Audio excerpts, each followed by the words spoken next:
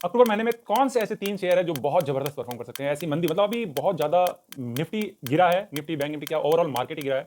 यहाँ पे आप एक चीज़ नोटिस करेंगे, पीएसयूज़ अभी बहुत अच्छे चल रहे हैं और पीएसयू सेक्टर में ऐसी ही तेज़ी बनी रह सकती है।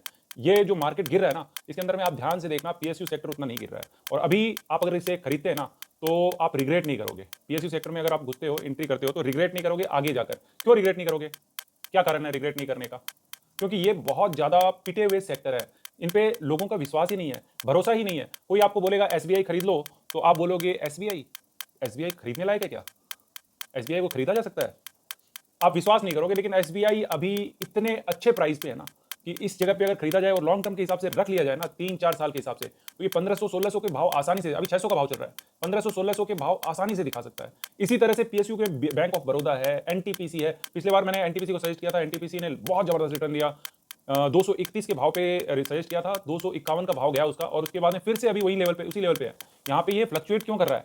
फ्लक्चुएट करने का मेन यही रीजन है। आप इसमें एंट्री तो कर लोगे, लेकिन ऊपर जब जाएगा ना, तो आप सोचोगे वाह वाह मजा आ गया, और जब नीचे आएगा ना, तो फिर आपकी सिट्टी पिट्टी हो जाएगी गुल। और ये होता है वॉलेटिलिटी, इसी को वॉलेटिलिटी कहते हैं। और ये वॉलेटिलिटी बहुत जरूरी होती है। किसी भी स्टॉक को अगर बहुत ऊपर जाना है ना, तो वो पहले क्या करेगा, जो कमजोर हाथ होते हैं ना, जिनमें दम नहीं होता है, जिनके पास पैसा नहीं होता है, जिनके पास कॉन्फिडेंस नहीं होता है, मेन यही है, कॉन्फिडेंस नहीं होता है, उनको निकालने के लिए यही काम होता है। बहुत आसान तरीका है, ऊपर उठाओ नीचे गिराओ, ऊपर उठाओ नीचे गिराओ। आप ध्यान रखना, जिस भी स्टॉक से अगर आपको निकाला जा रहा है, धक्का देके निकाला जा रहा है, तो उसमें ये चीज होगी। ये सिर्फ एनटीपीसी का एग्जांपल दिया है, ऐसा बहुत सारे ऐसे स्टॉक है। जैसे आरईसी का आप मूवमेंट देख लेना, पहले जिस जिस समय इसको समझ लो ऊपर की मूव स्टार्ट करनी थी ना, उस समय इसने ऐसे ही धक्का दिया था, ऊपर गया नीचे गया, ऊपर गया नीचे गया, और अभी भी वही कर रहा है वो अल्टीमेटली। लेकिन इनको ऊपर ही जाना है, ये ध्यान रख लेना आप लोग।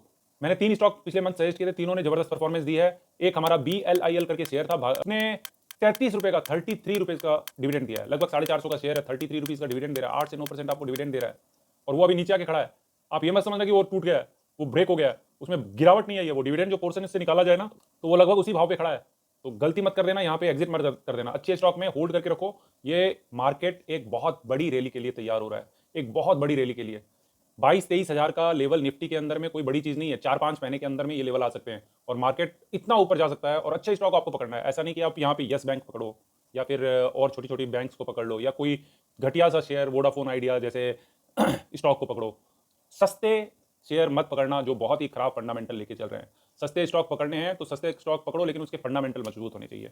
और यहाँ पे अगर आपको देखना है तो फंडामेंटली स्टॉक कौन से स्ट्रांग होते हैं वो देखना है, तो मेरे एक वीडियो बनाया हुआ है लर्न टू अनलर्न, उसके अंदर फंडामेंटल और टेक्निकल के बारे में मैंने थोड़ा सा टच किया है और बहुत जबरदस्त आपको सीख देता था वो वीडियो। तो यहाँ पे पहला स्टॉक जो है ना, वो गुजरात की कंपनी है और बहुत जबरदस्त काम कर रही है, मिनरल्स और माइंस के सेक्टर में जुड़ी हुई है। लिग्नाइट का काम कर रही है, एक नई वैली लिग्नाइट का भी वीडियो मैंने बनाया था बहुत पहले, उसमें आप देख लेना क्या जबरदस्त, वहां से लगभग 2.5 गुना के आसपास हो चुका है वो शेयर। और ये भी एक लिग्नाइट का ही शेयर है। लिग्नाइट क्या होता है? लिग्नाइट बेसिकली कोल होता है, कोयला होता है।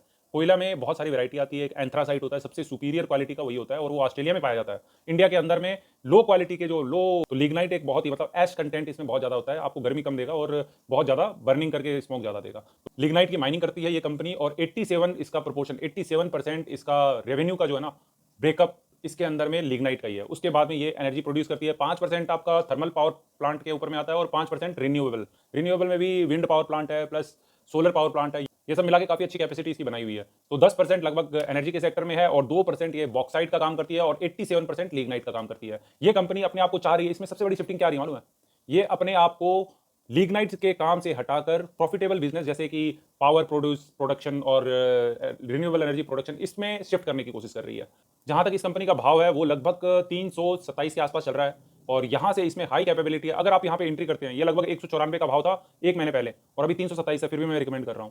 यहां पे आप खरीदते हैं तो आपको ये ध्यान रखना है, इसमें स्टॉप लॉस जो है ना वो 290 का बैठता है और इसके टारगेट जो बैठते हैं 237 है ना, 327 के आसपास इसका भाव चल रहा है और इसके जो टारगेट पहला बन के आता है वो है 350 रुपया और दूसरा टारगेट 380 रुपए का, और तो 430 का इसका फाइनल टारगेट आता है। और ये बहुत लंबी तेजी के लिए रेडी है, ये इसका भाव 1000 के आसपास भी आ जाएगा ना आने वाले 2-3 साल के अंदर, तो मुझे कोई आश्चर्य नहीं होगा। और इसमें बहुत ज्यादा कैपेसिटी है। इसके अंदर में गवर्नमेंट की होल्डिंग, गवर्नमेंट मतलब गुजरात गवर्नमेंट की होल्डिंग इसमें 74% है और बाकी इन्वेस्टर्स के पास में पड़ा हुआ है। और काफी मतलब इसकी नेट प्रॉफिट मार्जिन देखेंगे तो काफी अच्छी नेट प्रॉफिट मार्जिन मेंटेन किया हुआ है, प्राइस टू अर्निंग रेशियो काफी कम है, हर मायने में ये बहुत ही अच्छी कंपनी है। अब हाँ, यहाँ पे मैं एक और बात बताता हूँ, कोई भी इन्वेस्टमेंट करने से पहले अपने भैया फाइनेंशियल एडवाइजर से जरूर बात कर लेना, उसके बाद में इन्वेस्टमेंट करना।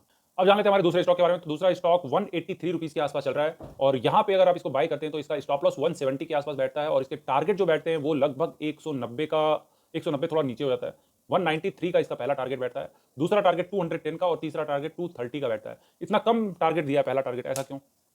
मार्केट अभी डाउन ट्रेंडिंग है, मतलब एक डाउन ट्रेंड में आया है हल्का सा और बहुत अच्छी गिरावट आई है। यहाँ से बाउंस बैक करेगा ना तो ये शेयर बहुत तेजी से और भागेंगे और इसमें मुझे बहुत ज़्यादा उम्मीद है ये बहुत तेजी से भागना चाहिए, लेकिन कम टारगेट इसीलिए दिया ताकि हमारे टारगेट अचीव हो जाए। अब जान लेते हैं हमारा तीसरे स्टॉक के बारे में। हमारा तीसरा स्टॉक एक मैन्युफैक्चरिंग सेक्टर से रिलेट करता है, जो एथेनॉल की जो अभी ब्लेंडिंग चल रही है ना इंडिया के अंदर में, वो ब्लेंडिंग बहुत कम चल रहा है। तो ये एथेनॉल को मैन्युफैक्चर करने वाली कंपनी नहीं है, बल्कि जो एथेनॉल मैन्युफैक्चर करती है ना उस कंपनी को ये अपनी मशीनरी सप्लाई करती है। प्लस ये तो एक प्लस पॉइंट हुआ, इसके साथ में ये कमीशनिंग करती है वो मशीनरी, मतलब बहुत सारी बलरामपुर चीनी है, जैसे बहुत सारी चीनी मिल्स है, वहां पे जाके इसने अपने प्लांट लगाए हैं, सब कुछ बना के इनको दिया है, एथेनॉल और प्लांट बना के दिया है। तो ये कोई और कंपनी नहीं है, ये है प्राज इंडस्ट्री। इसका भाव लगभग 571 के पास में चल रहा है और स्टॉप लॉस इसमें जो बैठेगा वो है 520 के आसपास। और इसमें जो टारगेट बन के आते हैं वो 610 का पहला टारगेट है, 630 का सेकंड टारगेट है, 780 का थर्ड टारगेट है। हाँ, ये 780 भी जा सकता है इस महीने के अंदर में, और ये भी बहुत अच्छा काम कर चुका है, अभी तक बहुत अच्छी तेजी आई हुई है और ये कंटिन्यूड रह सकती है। और यहाँ पे मैं आप दूसरा शेयर भी बता देता हूँ। दूसरा शेयर हमारा PCBL है और इसके ऊपर मैंने एक डिटेल्ड वीडियो बनाया हुआ है, वो भी आप जाके देख सकते हैं।